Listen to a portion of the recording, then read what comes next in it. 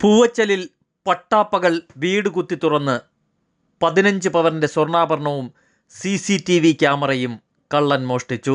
Poovachal Kottakuzhi വാസുദേവത്തിൽ army ഉദ്യോഗസ്ഥനായ വിവേകിന്റെ വീട്ടിലാണ് പട്ടാപ്പകൽ കവർച്ച നടന്നത്.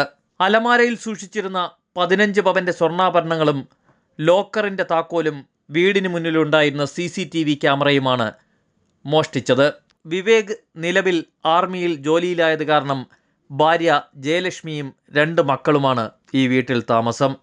ഇന്ന് രാവിലെ 10 മണിയോടെ ജയലക്ഷ്മി വീട് പൂട്ടി തിരുവനന്തപുരത്തുള്ള കോളേജിലേക്ക് ഹോസ്പിറ്റൽ അഡ്മിനിസ്ട്രേഷൻ പഠനത്തിനായി പോയ സമയത്തായിരുന്നു മോഷണം. വൈകുന്നേരം 4 മണിയോടെ ഇവർ തിരികെ വീട്ടിലെത്തിയപ്പോഴാണ് മുൻവാതിൽ തുറന്നപ്പോൾ അകത്തെ എല്ലാ ലൈറ്റുകളും തെളിഞ്ഞു കിടക്കുന്നതായി കണ്ടത്. സംശയം തോന്നിയതിനെ തുടർന്ന് പരിശോധന നടത്തുമ്പോഴായിരുന്നു അടുക്കള വാതിൽ കുത്തിപ്പൊളിച്ച നിലയിൽ കണ്ടെത്തിയത്.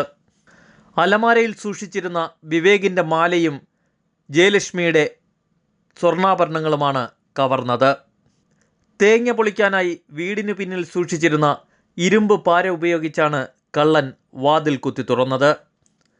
വാതിൽ പൊളിക്കാൻ ഉപയോഗിച്ച പാര പോലീസ് പുരയിടത്തിൽ നിന്നും കണ്ടെടുത്തു.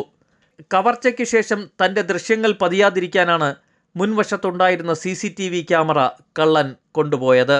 മോഷണം നടത്തിയ ശേഷം പുറത്തേക്ക് പോകുന്നതിനായി വീടിൻ്റെ സൈഡിലിരുന്ന പാചകവാതക സിലിണ്ടർ കൊണ്ട് മതിലിനോട് ചേർത്ത് വെച്ചാണ് അതിൽ ചവിട്ടി മോഷ്ടാവ് മതിൽ ചാടിക്കടന്ന് രക്ഷപ്പെട്ടത്. മോഷ്ടാവിനായി കാട്ടാക്കട പോലീസ് അന്വേഷണം ആരംഭിച്ചു.